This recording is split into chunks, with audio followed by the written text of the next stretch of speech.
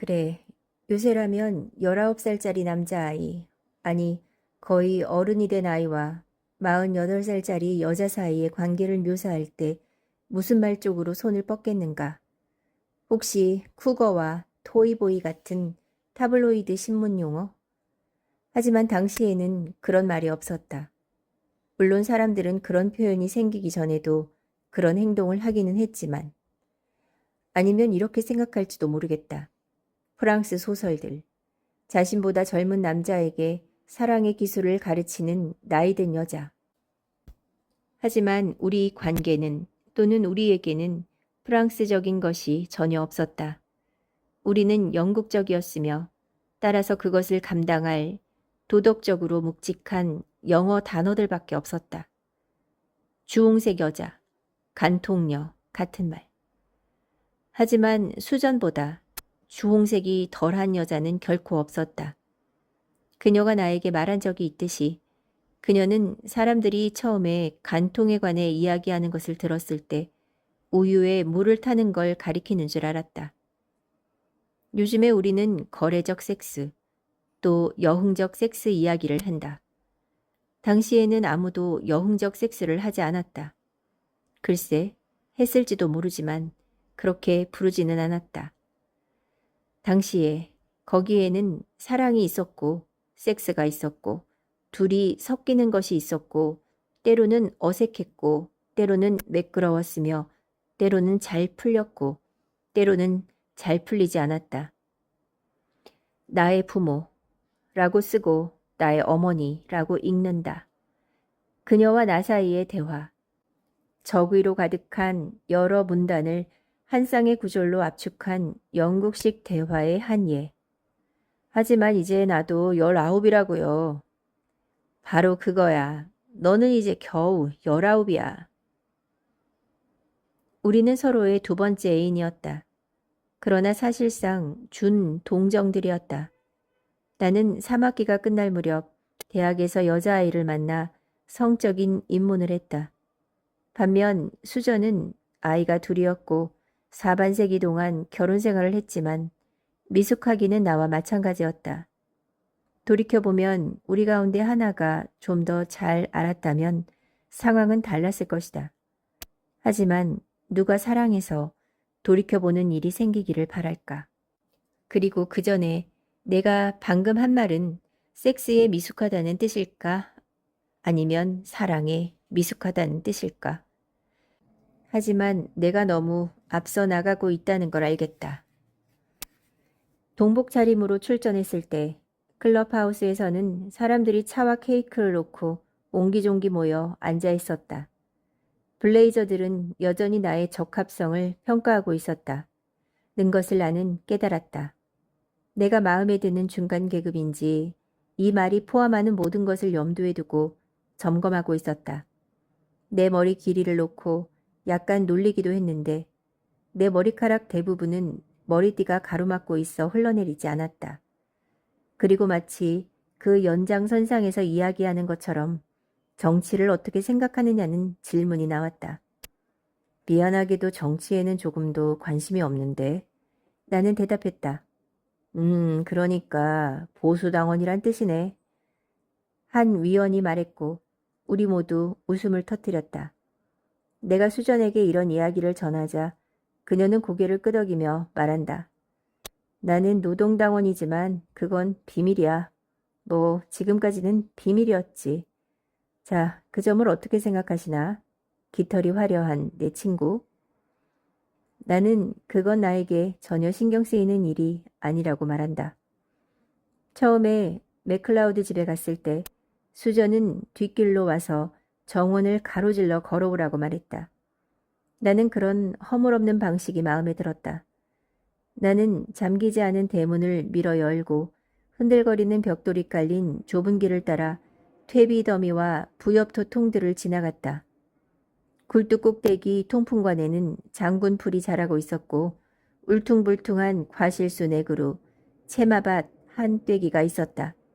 머리가 제멋대로 헝클어진 늙은 정원사가 네모난 작은 땅을 2삽 깊이로 갈고 있었다.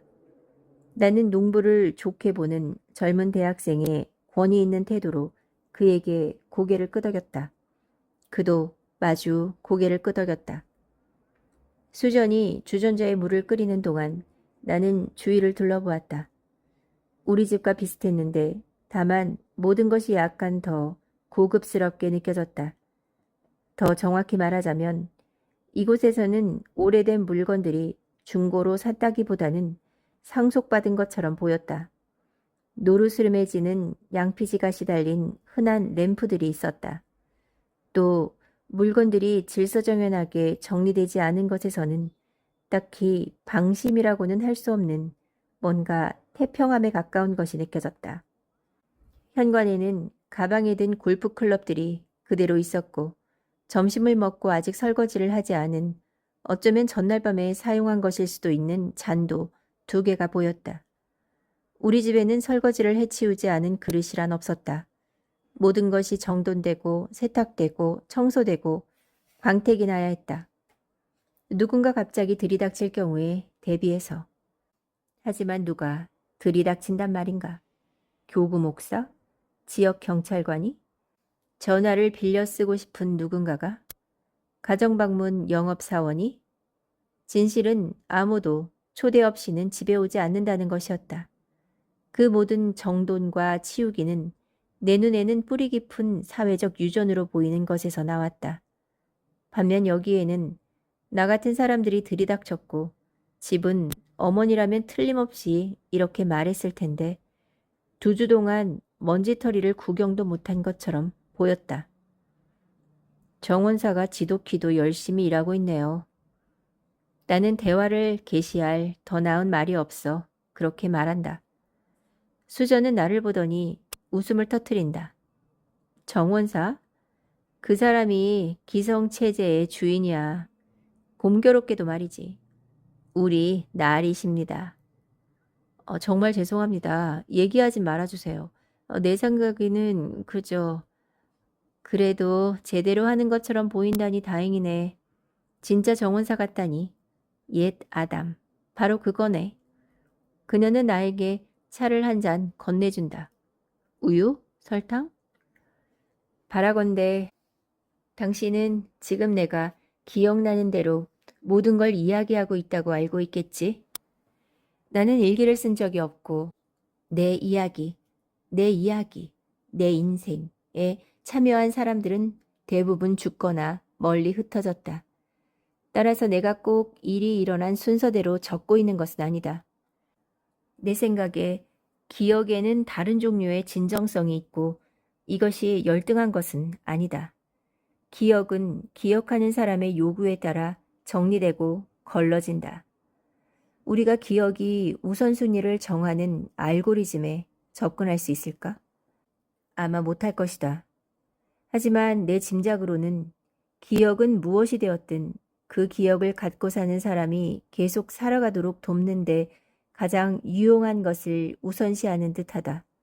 따라서 행복한 축에 속하는 기억이 먼저 표면에 떠오르게 하는 것은 자기 이익을 따르는 작용일 것이다. 하지만 이번에도 단지 추측일 뿐이다. 예를 들어 어느 날 밤 침대에 누워 흔히 일어나던 그 배를 찰싹 두드려대는 발기 때문에 잠을 이루지 못하던 일이 기억난다. 젊을 때는 방심하여 또는 무심하여 그런 발기가 평생 갈 거라고 상상한다. 어쨌든 이번 것은 좀 달랐다. 그러니까 이것은 일종의 일반적 발기, 어떤 사람이나 꿈이나 공상과 연결되지 않은 발기였다. 그냥 깊보도록 젊기 때문에 생겨난 일에 가까웠다. 뇌, 심장, 돛, 영혼이 다 젊기 때문에. 이때는 그런 일반적인 상태를 가장 잘 표현한 것이 우연히 그냥 조실 뿐이었다. 젊을 때는 대부분의 시간, 섹스를 생각하지만 그에 대한 사유는 별로 하지 않는 듯하다. 누구와 언제 어디서 어떻게, 아니 그보다 더 흔한 건 그 위대한 만일에 열중한 나머지 왜와 어디로는 덜 생각한다. 처음 섹스를 하기 전까지 섹스에 관한 온갖 이야기를 듣게 된다.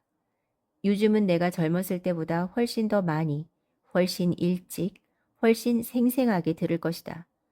하지만 그 모든 것은 결국 똑같은 성격의 입력이 되고 만다. 감상, 포르노그래피, 와전의 혼합물이다. 나의 젊은 시절을 돌아보면 그때는 조팀이 너무 집요하여 그런 힘을 무엇에 쓰는지 검토하는 것은 막혀버린 시기로 보인다. 아마 지금은 내가 젊은 사람들을 이해하지 못할 것이다. 그들과 이야기를 해보고 그들과 그의 친구들은 사정이 어떤지 물어보고 싶다. 하지만 수줍음이 슬며시 찾아온다. 어쩌면 나는 젊었을 때도 젊은 사람들을 이해하지 못했을지 모른다. 그것도 사실일 수 있다. 하지만 혹시 당신이 궁금해할까봐 말하는데 나는 젊은 사람들을 부러워하지 않는다. 격분과 오만으로 가득했던 사춘기에 나는 자문하곤 했다. 젊은 사람들을 부러워하지 않는다면 늙은 사람들이 무슨 소용이란 말인가. 내게는 그것이 그들의 소멸 전 1차적이고 최종적인 목적으로 보였다. 어느 날 오후 수전을 만나러 걸어가면서 빌리지의 횡단보도에 이르렀다. 차가 다가오고 있었지만 연애하는 사람에게는 정상적인 뜨거운 마음으로 그냥 건너기 시작했다. 운전자는 브레이크를 밟았는데 자신이 원했던 것보다 세게 밟은 것이 분명했고 나에게 소리를 질렀다.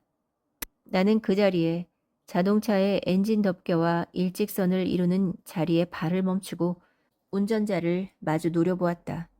내가 짜증나는 꼬락선이었을 건 나도 인정한다. 긴 머리, 자주색 진, 거기에 젊고 지독히 족같이 젊고 운전자는 창을 내리고 나에게 욕을 했다. 나는 미소를 지으며 천천히 차 옆으로 움직여 그에게 다가가면서 그와 맞서는 것을 한껏 즐기고 있었다. 그는 늙었다. 지독히, 족같이 늙었고 귀도 늙은 사람 귀 특유의 빌어먹을 붉은색이었다. 당신도 그런 귀 알 거다. 살이 두툼하고 안팎에 털이 무성한 귀. 안쪽에는 빽빽하고 빳빳한 털. 바깥쪽에는 듬성듬성 모피 같은 털. 아저씨가 나보다 먼저 죽을 거야. 나는 그에게 통보하고 최대한 짜증을 돋구려고 꾸물거리며 자리를 떴다. 그래서 이제 나이가 드니 이게 나의 인간적 기능 가운데 하나임을 깨닫게 된다. 젊은이들이 내가 그들을 부러워한다고 믿도록 놓아두는 것. 글쎄, 먼저 죽는다는 잔인한 일과 관련해서는 분명히 부러워하지만 그 외에는 아니다. 젊은 연인들을 보아도 그들이 거리 모퉁이에서 수직으로 얽혀 있거나 공원의 담요 위에서 수평으로 얽혀 있는 것을 보아도 그것이 나에게 불러일으키는 주된 느낌은 일종의 보호하고자 하는 태도다. 아니, 연민은 아니고 보호하고자 하는 태도다. 그렇다고 그들이 내 보호를 원할 것이라는 말은 아니다. 그럼에도 이게 묘한 일인데 그들이 그런 행동에서 허세를 보일수록 내 그런 반응은 더 강해진다. 나는 세상이 아마도 그들에게 하게 될 일로부터 그들이 아마도 서로에게 하게 될 일로부터 그들을 보호하고 싶다. 하지만 물론 이건 가능하지 않다. 나의 돌봄은 요구되지 않고 그들의 자신감은 제정신이 아닐 정도니까.